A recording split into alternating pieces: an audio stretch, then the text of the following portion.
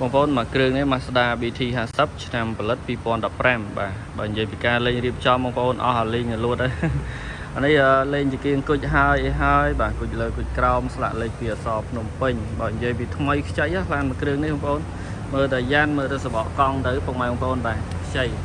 ហើយអានេះឯកសារមានគ្រប់ទាំងអស់បាទឯកសារនៅលើកញ្ចក់បងប្អូនបាទហើយជាពិសេសមានកាមេរ៉ា360ទៀតបាទសងខាងជុំវិញចឹងពុកម៉ែបងប្អូនដែលគាត់ឆ្លាញ់ប្រភេទឡានប្រើម៉ាស៊ូតបាទលក្ខណៈថាស៊ីតិចបាទស៊ីប្រេងតិចអានេះខ្ទង់100គីឡូស៊ី7 8លីត្រហើយត្រង់វាជ្រៅប្រភេទ Mazda បាទត្រង់ជ្រៅហើយត្រង់វាជ្រៅមែនតើបាទដឹកអីវ៉ាន់អីបានច្រើនជាពិសេសពូគាត់នៅតាមចកាបាទសៅម៉ៅចកាមានចកាតរ៉េន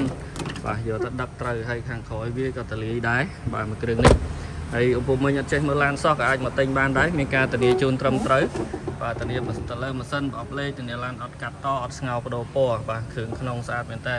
មានវិញ្ញាថាច់ Android បាទមានអីអស់ហើយបាទស្បែកពូកបែបខ្មៅប្រផេះហើយកម្រាលជើង VIP មានហើយបាទអែមបាទមួយគ្រឿងនេះចង់និយាយថាគ្មានកន្លែងទាស់ទេយកទៅជិះយកទៅដឹកយកទៅរកស៊ីតែម្ដងបាទអត់មានខាតពេលវេលានៅរៀបចំនៅតបតែងអីទៀតទេបាទមួយគ្រឿងនេះគឺញាក់សាច់ចឹងពូបងដែលគាត់មានបរិការបាទមិនថាទិញលុយសុទ្ធឬក៏បងរំលោះវ៉ៃដូសេរីបាទកុំភ្លេចអាចតាក់ទងមកកណ្ដាស់ឡានធីអូតូបានបាទមានសេវាកម្មទិញលក់វ៉ៃដូបងរំលោះរថយន្តទូទាំង25ខេត្តក្រុងបាទឡានស្អាតធានាជូន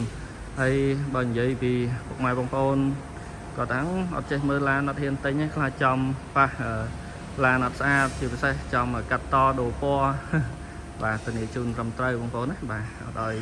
ភ័យព្រួយអត់ឲ្យបារម្ភទេបាទនិយាយទៅដល់ការ៉ាស់ធីអូតូអីគឺ